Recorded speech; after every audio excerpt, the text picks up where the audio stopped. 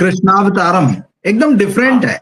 और हालांकि इस फिल्म का बहुत ज्यादा प्रमोशन भी नहीं हुआ, बहुत ज्यादा चर्चा भी नहीं हुई, लेकिन इसका ट्रेलर मैंने देखा था और एक गाना देखा था, बड़ा भव्य लग रहा था सब कुछ। तो हाँ, ये आपने फिल्म सही आपको कहा। कैसी लगी? और हाँ, देखिए, इसका क्या है इसमें? दृश्यांकन जो है, दृश्यांकन तो बहुत हाँ, भव्य है, आपको फील आता है।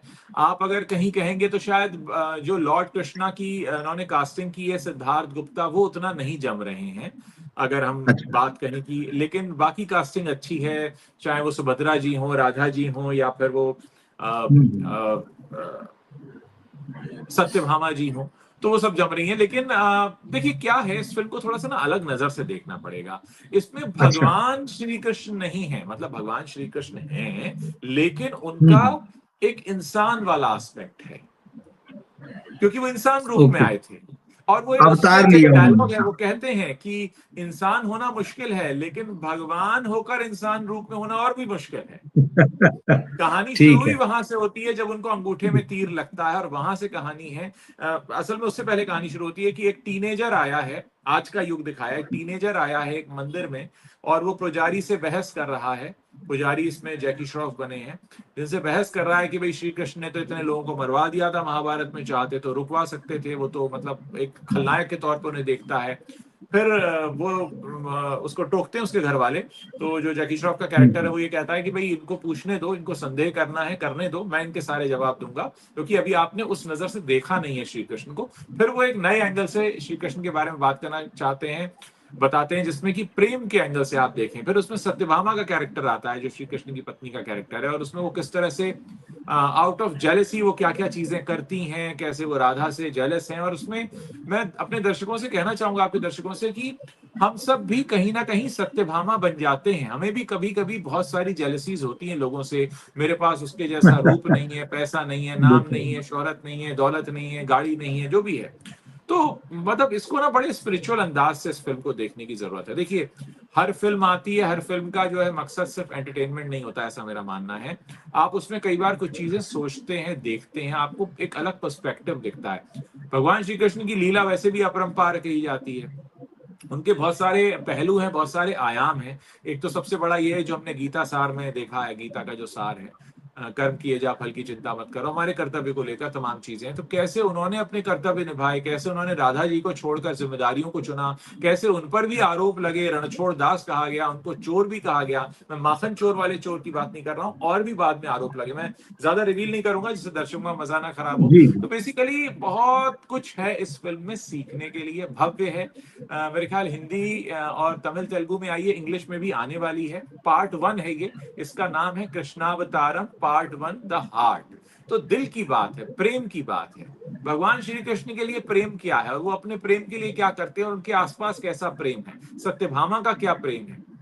एक सीन है जहां पे सत्यभामा जानती हैं कि वो राधा जी से ज्यादा प्रेम करते हैं, फिर भी वो सवाल पूछती हैं कि तुम्हारा प्रेम किससे ज्यादा, और वो शांत रहते हैं। मतलब वो जो ऐसे सिचुएशन है जो हम्म। हमारे आपकी जिंदगी में भी कई बार आते हैं, कि हम कई बार ऐसी चीजों पर चुप रहते हैं, शांत रहते हैं, जो हमें पता है कि हमें अगर हम बोलेंगे तो लोगों का दिल टूटेगा, बोल भी नहीं सकते, और झूठ भी नहीं बोल सकते, और सच भी नहीं बोल सकते, वहां आप शांत रह जाते हैं, चुप रह जाते हैं, लेकिन सामने वाला समझ जाता है कि आप शांत क्यों हैं। तो ऐसे बहुत सारे सिचुएशन है। अगर इस तरह की दृष्टि से आप इस फिल्म को देखेंगे, जिंदगी जीने का सही तरीका क्या है, भगवान ने किस तरीके से उस जीवन को जिया, कैसी उनकी उम्मीदें थी, कैसा उनका प्रेम था, तो आपको मजा आएगा। और बहुत ज्यादा देखिए, अच्छा, इस फिल्म में एक और चीज है कि इंटरवल तक आते आते कहानी शुरू होती है। मतलब आप इंटरवल तक तो अच्छा। चीजें बिल्डअप बिल्डअप बिल्डअप, इतना बिल्डअप हो रहा है, इंटरवल होने से थोड़ा पहले आपको लगता है हाँ यार कहानी तो अब शुरू हुई है, अब क्या होगा आगे। तो इतने बीच में ना कैरेक्टर स्टैब्लिश हो रहे हैं, लेकिन वो कैरेक्टर अगर स्टैब्लिश नहीं होंगे तो आप उसकी डेप्थ में जाके उसे समझ नहीं पाएंगे।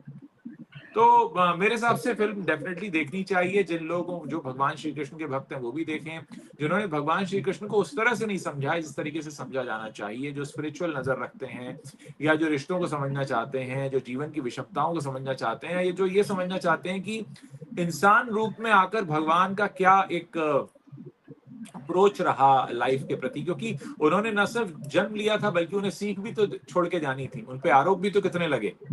16,000 रानियों से शादी करने का, चाहे वो अब बात हो या फिर उन पर हो कि यदुवंश का नाश होगा उनकी वजह से, वो वाला उनको श्राप मिला था, तमाम चीजें हैं, वो सारे एस्पेक्ट इसमें कवर हैं, बहुत हद तक जवाब मिलते हैं और आप तैयार होते हैं इसके अगले पार्ट को देखने के लिए। मैं एक्साइटेड हूँ अगले पार्ट में क्या होगा, अगर इसी तरह थोड़े स्पिरिचुअल अंदाज में चीजों को दिखाया समझाया गया है। बहुत सारी चीजें गाइडेड भी हैं और बहुत सारी चीजें आपके ऊपर छोड़ भी दी गई हैं।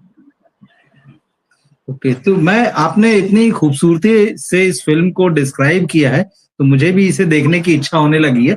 मैं ये समझ पा रहा हूँ कि जो लोग कृष्ण की भक्ति करते हैं उनके लिए तो ये फिल्म है ही, लेकिन जो उन पे संदेह करते हैं, सवाल उठाते हैं, ये फिल्म उनके सवालों के जवाब देने का जो है पूरी कोशिश करती है या देती है।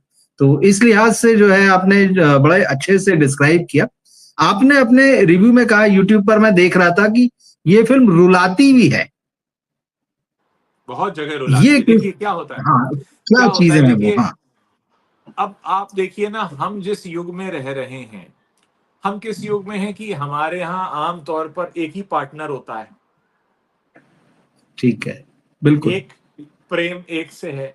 यहाँ आप देख रहे हैं कि सत्यभामा का क्या प्रेम है, राधा जी का क्या प्रेम है, रुक्मणी कैसे आ गई हैं, और उनके जो द्वंद्व हैं आपस के, जो वो रुक्मणी जी के बारे में क्या, भाई सत्यभामा तो वेट कर रही थी, इंतजार कर रही थी कि वो द्रौपदी के स्वयंवर में गए हैं, वापस आएंगे ठीक। तो फिर मैं उन्हें प्रपोज करूंगी। वो प्रपोज करने जाती हैं और वहां तो रुक्मणी जी साथ में आई हुई हैं, अब वहां पे वो तो अपना विलाप करने लगती हैं। उनका तो बहुत, अब तक आप सत्यभामा के कैरेक्टर के साथ अगर इस फिल्म को देखते हैं तो आपको भी आंखों में आंसू आ जाते हैं कि अरे यार ये क्या हो गया। फिर उनका ये कि ये तो राधा जी इसको ज्यादा प्रेम करते हैं, मुझ में क्या काम है। तो फिर ये होता है कि नहीं अच्छा मैं युद्ध में साथ चलूंगी। तो तमाम ऐसे इसमें मौके आते हैं जब आंखें नम होती हैं, आप समझते हो कि भाई हर तरफ सच्चा प्रेम आपको दिख रहा है। हाँ, प्रेम में कुछ मिलावट भी होती है, कभी कभी जेलसी की होती है और पॉसेसिवनेस की होती है, वो सारी चीजें भी दिखती हैं। इसकी लेंथ कितनी है इस फिल्म की? मेरे ख्याल इसकी जो लेंथ है वो 2 घंटे 50 मिनट के आसपास है।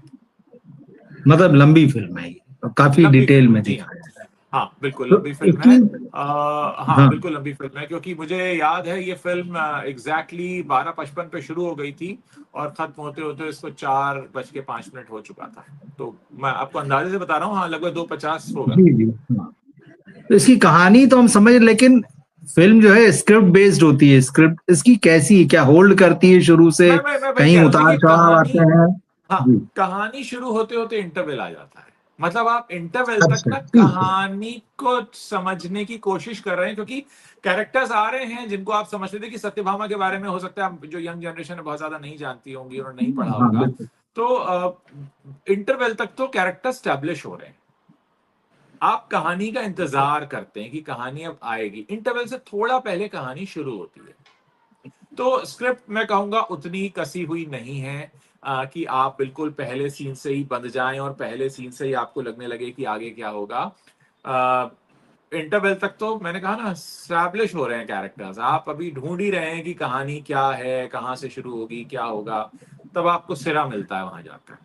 असल में मैं आपको एक सच बताऊं अगर, तो ये ना जी, कृष्ण के एक बहुत छोटे से एस्पेक्ट का एक एक खिड़की से आपको झांक कर दिखाया है बहुत। क्योंकि इसमें देखिए उनका बचपन ओके, भी नहीं है, इसमें तो हाँ, कहानी ठीक शुरू है। वहां से हो रही है जहां पे उनको तीर लग गया है, फिर वो पिछला याद कर रहे हैं, लास्ट, फिर कैसे वो द्वारका बिल्कुल, में हाँ। आए, द्वारका में क्या स्ट्रगल था, कैसे वो राधा जी से दूर हो गए थे, कैसे रुक्मणी उनके लाइफ में आ गई, कैसे सत्यभामा उनकी लाइफ में आ गई। तो एक बहुत कृष्ण जी की जीवन का एक बहुत छोटा सा हिस्सा दिखाया है, एक लंबा समय इसमें उन्होंने लगाया कैरेक्टर को स्टैब्लिश करने में। ओके, और एक लास्ट सवाल मेरा ये है कि इस तरह की जो फिल्में होती है जिसमें पार्ट 2 भी होता है, तो प्रोड्यूसर डायरेक्टर हिंट देते हैं कि नेक्स्ट पार्ट में क्या होने जा रहा है। क्या इस फिल्म में कुछ वैसा हिंट दिया है? नहीं ऐसा कुछ हिंट नहीं है। ओके, ऐसा कोई भी हिंट आपको नहीं आता है कि अगले पार्ट में क्या होगा। लेकिन अगर मैं इस पहले पार्ट से ये समझना चाहूँ कि जो मेकर्स हैं वो क्या चाहते हैं, तो वो मैं ये समझ पा रहा हूँ कि वो कृष्ण का एक बहुत ही स्पिरिचुअल एस्पेक्ट हमको दिखाना चाहते हैं, जहां पर एक इंसान के तौर पर, मतलब कृष्ण भगवान के तौर पर नहीं, कृष्ण इंसान के तौर बिल्कुल। पर उनके क्या चैलेंजेस हैं, उनके क्या सोच है, या उनको वो किस तरह की दोहराव से होकर गुजरते हैं। और एक द्वंद्व ये भी है कि उन्हें सब पता है लेकिन वो बता नहीं रहे हैं, ये भी आता है ठीक उनको, है। क्योंकि वो ईश्वर है तो उन्हें पता भी है। बिल्कुल। तो वो एक है, मतलब आप उसको उसको समझ सकते हैं देखकर।